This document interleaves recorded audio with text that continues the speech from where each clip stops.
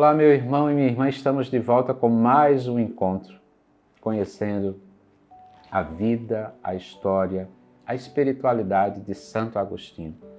Como dizia para vocês no nosso último encontro, hoje nós vamos falar sobre a conversão de Santo Agostinho ao cristianismo, ou seja, mas mais do que a conversão ao cristianismo, nós poderíamos dizer que Agostinho vai ter um encontro com uma pessoa. A conversão primeira é com uma pessoa, com um nome. Ele vai dar nome ao que ele vai chamar de filosofia cristã, ele vai dar nome a esse encontro que é exatamente nosso Senhor Jesus Cristo.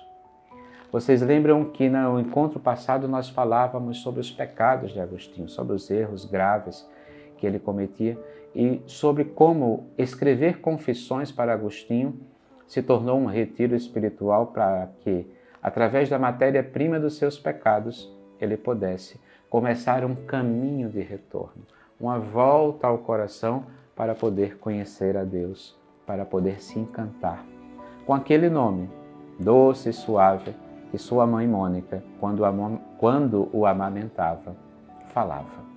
E Agostinho vai recordar isso após a sua conversão, quando ele fala com tanto amor de sua mãe, Santa Mônica, figura marcante na vida de Santo Agostinho, na sua confissão, a maior intercessora.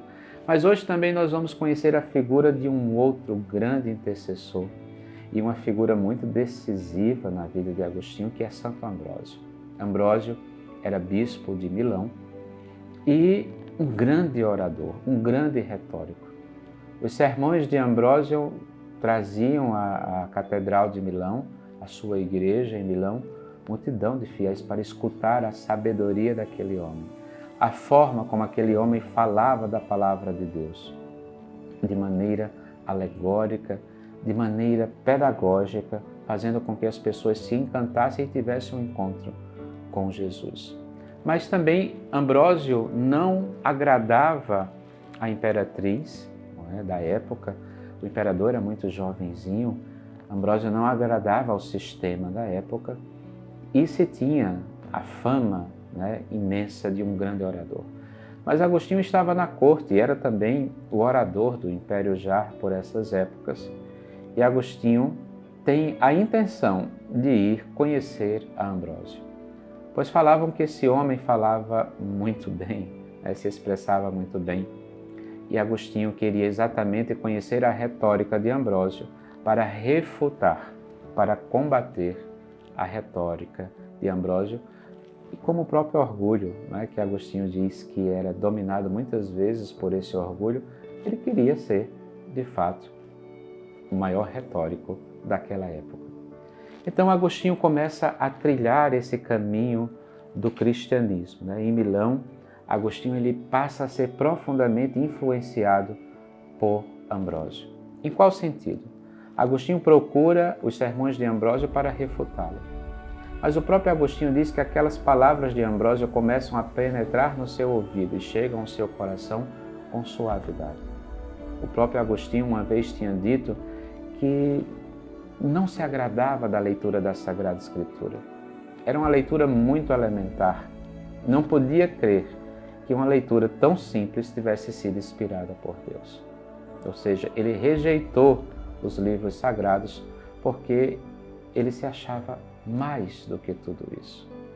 Que não existia dignidade para ele ler um livro tão simples como aquele de uma retórica tão fraca.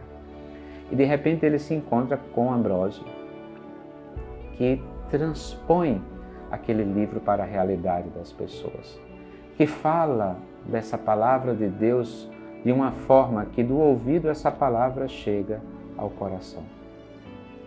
E essa palavra começa a mexer com Agostinho, começa a transformar a vida de Agostinho. Mas Agostinho, como todo jovem inquieto, apaixonado pelas paixões mundanas, se sentia preso muitas vezes e ele mesmo dizia que questionava constantemente ao seu interior por que ele não dava um passo a mais. Porque eu digo hoje não, amanhã, quem sabe amanhã. Ou seja, Agostinho chega a confessar que escutava as vozes de sua consciência pecaminosa que diziam: mas Agostinho, você vai nos deixar, você vai deixar o prazer, você nunca mais vai provar desse prazer? E Agostinho se sentia extremamente preso às paixões, mesmo almejando, mesmo desejando conhecer a verdadeira felicidade, que é o próprio Jesus Cristo, quando ele descobre nesse encontro do jardim. Eu agora quero ler para vocês, antes de chegarmos no episódio da conversão de Agostinho, o que ele dizia sobre Jesus já na gradual ascensão na descoberta de Deus. Admirava-me de agora amar a ti e não a um fantasma em teu lugar.